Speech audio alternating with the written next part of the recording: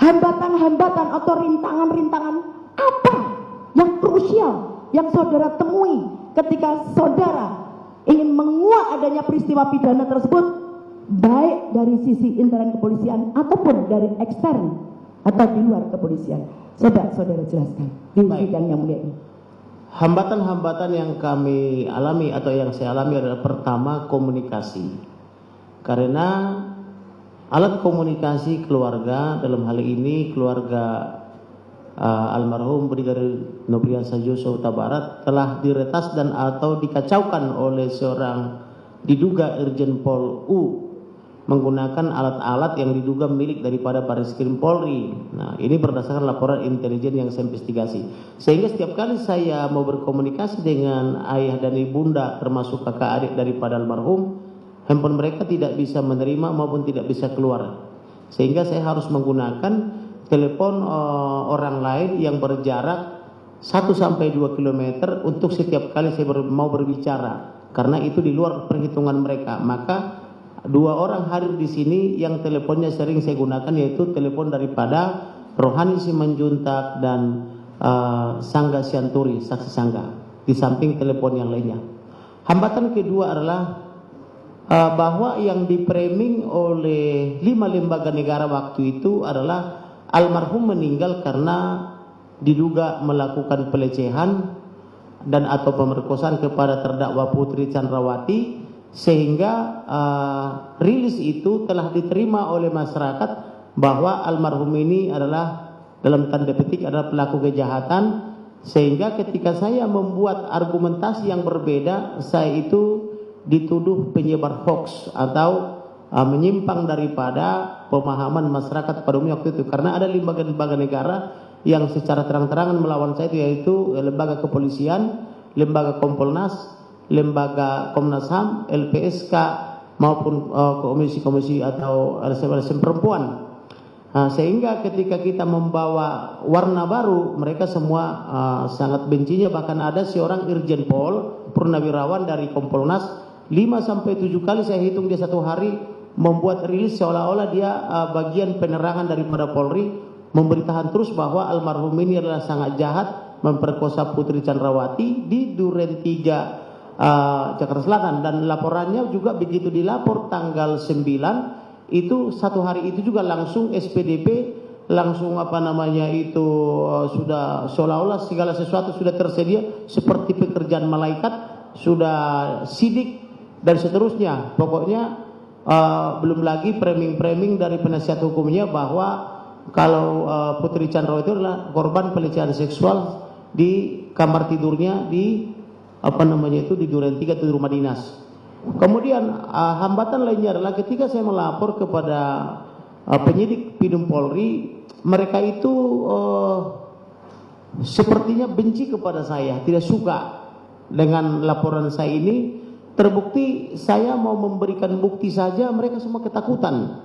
Jadi saya heran kenapa ini penyidik sampai pangkat jenderal kok ketakutan, sampai bintang 3 pun ketakutan, yang mulia majelis hakim dan saudara jaksa penuntut umum. Sehingga saya waktu itu untuk mengatasi ketakutan mereka itu saya bermohon kepada Kapolri supaya terdakwa Perdi Sambo diberhentikan dulu sementara dari Kadipropam, supaya polisi ini punya keberanian atau penyidik ini punya keberanian untuk menangani perkara ini. Salah hal yang paling menjengkelkan waktu itu, saya membawa bukti di dalam handphone hasil investigasi saya kepada para intelijen, baik dari BIN, dari kepolisian maupun dari tentara-tentara yang mitra-mitra saya. Karena saya sudah biasa bergaul dengan intelijen sejak saya masih mahasiswa, karena waktu mahasiswa saya pernah membela 10 orang intelijen yang disersi dan di PHK secara tidak hormat, tapi saya bela jadi kembali mereka intelijen. Jadi ketika itu tidak ada yang berani polisi-polisi atau penyidik ini yang mau menerima bukti saya dari handphone. Sehingga caranya harus saya pindah dulu dari handphone ke laptop yang tidak tersambung ke internet. Dari laptop itu pakai USB dipindah lagi ke laptopnya penyidik. Saya jadi heran kenapa orang ini takut dengan internet, sedangkan saya hanya takut kepada Elohim, kan begitu ya. Ada apa dengan mereka ini? Maka saya coba lagi pelajari, ternyata itulah saya dapat informasi bahwa ada alat-alat daripada kepolisian yang diduga sangat canggih yang memantau pergerakan ini semua, termasuk memantau pergerakan saya. Nah, kemudian maka saya pelajari lagi, maka ternyata saya ketahui berdasarkan dokumen, saya bawa juga dokumennya di sini yang mulia. Ternyata Ferdi Sambo ini adalah Kasatgas Merah Putih. Saya dapat dokumennya kebetulan saya bawa. Kalau jaksa mau saya serahkan. Ya, silakan. Coba dikasih. Melalui majelis hakim yang mulia. Saya tunjukkan ke majelis hakim atau langsung?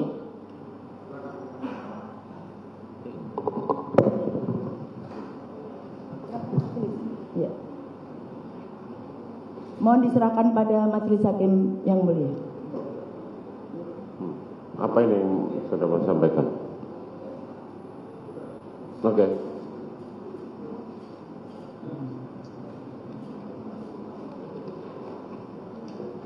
Saya lanjutkan yang mulia. Ya, Di dalam dokumen ini saya melihat bahwa hampir seluruh petinggi kepolisian ada di dalamnya, mulai dari jajaran penasehat, pelindung dan seterusnya, dan yang menjadi kasatgasnya adalah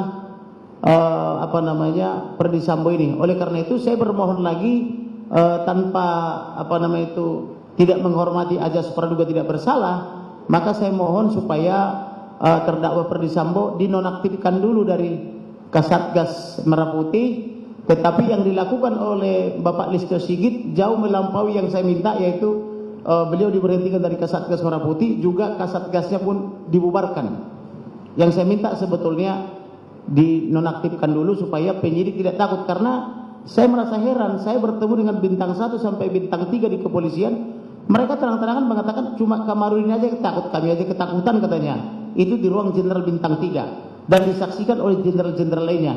Jadi saya bingung kenapa orang ini kok begitu takut kan begitu. Rupanya setelah saya pelajari dokumen itu memang semua dedengkotnya kepolisian ada di situ, mulai dari paling senior sampai dengan yang junior ada di situ. Oleh karena itu saya minta tolong nonaktifkan dulu. Lalu hambatan yang berikutnya adalah saya juga dilapor ke polisi sebagai penyebar hoax. Kemudian saya juga banyak mengalami bully-bullyan waktu itu, bahwa saya itu dianggap tukang sihir, saudara jaksa penuntut umum, dan juga ahli nujum dan sebagainya. Tetapi saya yakin dengan keyakinan saya, dengan iman saya, maka saya selidiki terus siang malam perkara ini. Kurang lebih saya 3 bulan tidak tidur, karena saya memang sudah biasa tidak tidur juga. Saya paling rebahan sebentar, kerja lagi.